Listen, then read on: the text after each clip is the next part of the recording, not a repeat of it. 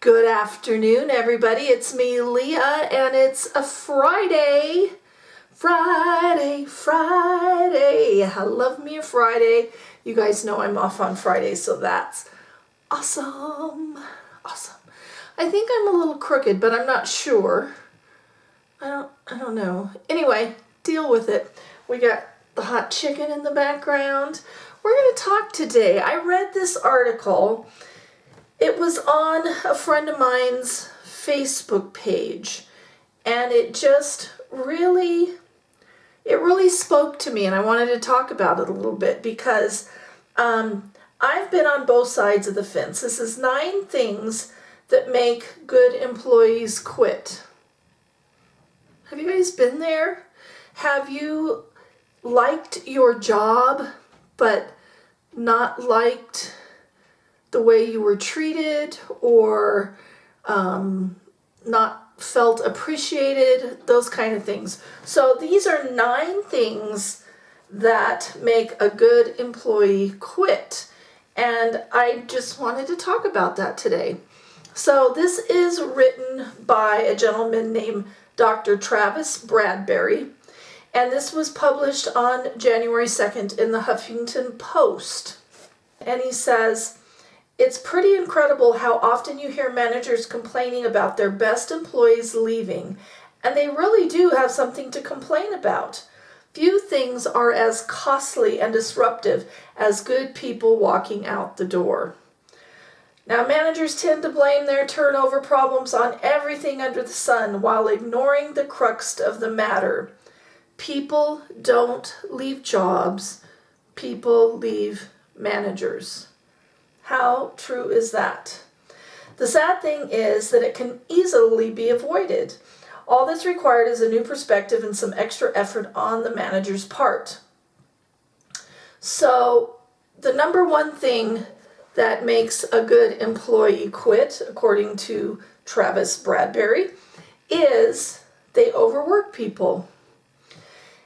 And this, I've seen it over and over again, that because you're a good employee and you're a productive employee, they tend to overuse you to the point of exhaustion. Now, it's interesting because I don't agree with that wholeheartedly. I know it's a problem. I know that it can wear you down. But on the other hand, I feel like if you feel appreciated and if you feel like what you're doing is making a difference, and you're just appreciated for the work and the extra effort that you're having to put out, then it makes a huge difference. And also, if you know that the situation is temporary, I don't think anybody minds helping out in a temporary situation if they can see the light at the end of the tunnel. So number 1, overworking people. Number 2, they don't recognize contributions and reward good work. And how true is that? I think it's taken for granted. Yes, you're there to do your job. Yes, they expect you to do a good job. But when you go over and above and you are not recognized or told, hey, great job, and a pat on the back, that gets old really, really quickly. And again, that goes back to, you don't mind working those extra hours or putting in the extra time and going that extra mile if somebody appreciates it and they recognize you. Then just a little bit of that, in my opinion, goes a really long way. And like I said, I've been on both sides of the fence. I have been in a leadership position, and I have been on one of just the general workforce. And I know for me as a supervisor, it was so important to recognize and thank those people that were working so hard for you and making you look good, basically.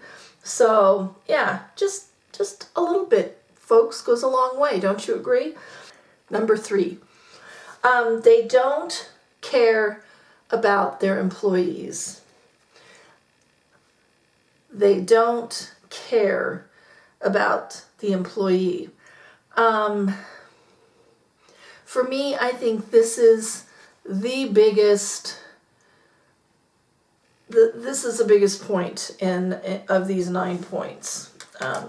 If you don't care that I'm married, if you don't care that I have 2 children, if you don't care to know that I have health struggles that I'm dealing with, if you don't care about my job performance, and if you get that feeling like they only care as long as the sun rises and sets and the roof didn't cave in, then life is good. You don't want to make caring employees stop caring because you don't care. And I think that happens a lot. And caring, hardworking employees become complacent and just turn off and just come in and do their job. They don't do that, if they stay. And eventually they probably will leave, or will be looking for something else. But if you don't care, how do you expect your employee to care? You have to feel supported. You don't want to be micromanaged. You don't want somebody sitting over you nitpicking and telling you do it this way, don't do it this way. You want support, however. You want somebody that's going to come in and say, okay, let's work together. How can we make this better? I don't know. I just think that's huge. If you don't care, pretty soon you're going to have employees that don't care. And employees need to feel cared about. They need to have support. They need to feel like you are concerned about their struggles. And I know that I have been in positions where I felt like, how can you know what my struggles are when you've never walked the walk? I think that's huge. I think if coming from a supervisor's standpoint, when I was in that position, if I couldn't sit down and do the job that my employees were doing, how could I expect them to do it? Walk the walk. Just saying. Enough rambling about that. Number 4, they don't honor their commitment.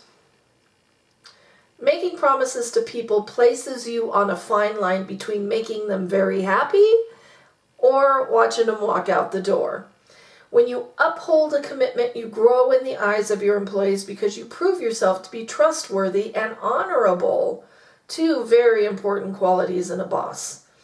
When you disregard your commitment, you come across as slimy, uncaring, there's that caring word again, and disrespectful. After all, if a boss doesn't honor his or her commitment, why should anybody else? And that goes back again to that caring thing. If you don't care, why should I care? If you don't honor your commitments, why should I honor my commitments? You see a thing coming here? Yeah. They hire and promote the wrong people. How many times have you seen that in your workplace, right? Good, hard-working employees want to work with like-minded professionals. When managers don't do the hard work of hiring people, it's a major demotivator for those stuck working alongside them. So true. Promoting the wrong people is even worse. When you work your tail off only to get passed over for a promotion that's given to someone who glad-handed their way to the top, it's a massive insult. No wonder it makes good people leave. Have you guys ever had that happen to you? You've worked someplace for a lot of years. Let's say you've been there 10 years. and somebody comes along that's been there just a short period of time, and they are chosen for a promotion over you. Now, you have to look at yourself and say, okay, am I truly that remarkable of an employee that I deserved this position over somebody else? And if you can honestly say yes to that, if you can honestly say, yes, I have more experience, yes, my performance evaluations reflect that it's not just my opinion, but I'm a fairly good employee. My boss has always thought that, and previous bosses have always thought that. If you can look and see that you've gotten maybe some awards or some recognition for doing the job that you do, and then somebody comes along and is chosen over you, then you can honestly say, what's really going on here? Is it because I'm older? Is it because of my physical appearance? Is it because I am not friends with somebody or there's a lot of things. At any rate, it makes that person, again, want to move on and leave the company. And therefore, they're going to lose somebody that's a really hard worker. So that's a tough one. That's a tough one. Hiring and promoting the wrong people. I broke my glasses. I just broke my glasses. Number 6, they don't let people pursue their passions. I can't tell you. We're not saying, my passion is to be a singer. I want to be a singer at work, and I work at McDonald's, whatever. If you don't care enough, see, to me, it all comes back to caring. If you don't care enough to know what somebody's passions are, to know what somebody's strengths are and their weaknesses, and being able to let certain people with that passion say, okay, I'm going to help this person that maybe needs some help or struggling in this area, or you know what, the office files need to be redone, and this person is just really good at organization and they seem to really have a passion for it. To me, that just seems unfathomable, but there are people like that out there. Or if you have somebody like myself that's very passionate about customer service, how do you let them utilize that passion to better the work environment? I don't know. Just seems like a no-brainer to me. They fail to develop people's skills, and that goes back to their passions. So what are your passions? What are your strengths? Let's work on helping you grow those things and giving you the confidence to maybe utilize that. So many people, myself included, haven't always been very confident about my skill set. And thank goodness that I worked for people that did have that confidence in me, cared enough to know what my strengths were, and helped me develop those strengths. Because we don't always recognize them in ourselves. So help develop people's skills.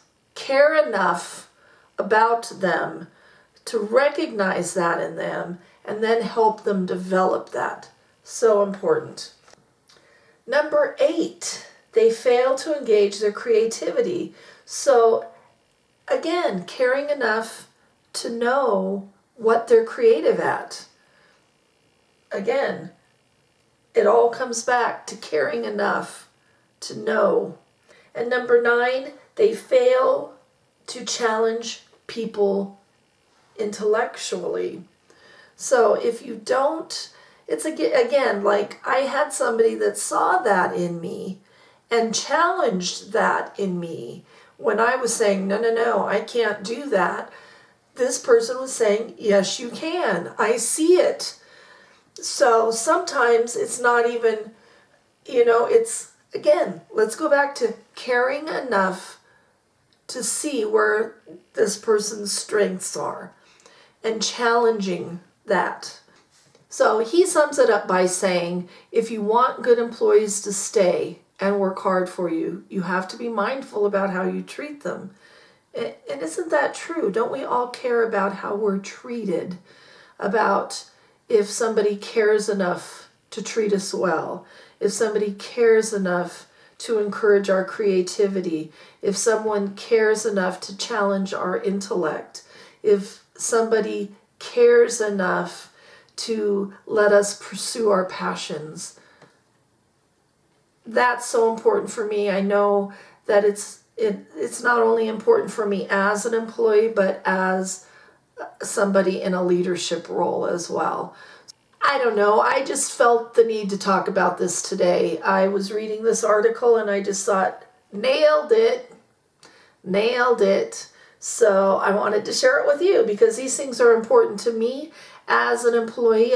I know that when I was a supervisor, these were all important things for me to keep mindful of when dealing with my employees. So anyway, just thought I would talk about it. I hope you guys found it interesting. I did. I'll talk to you later. Bye-bye.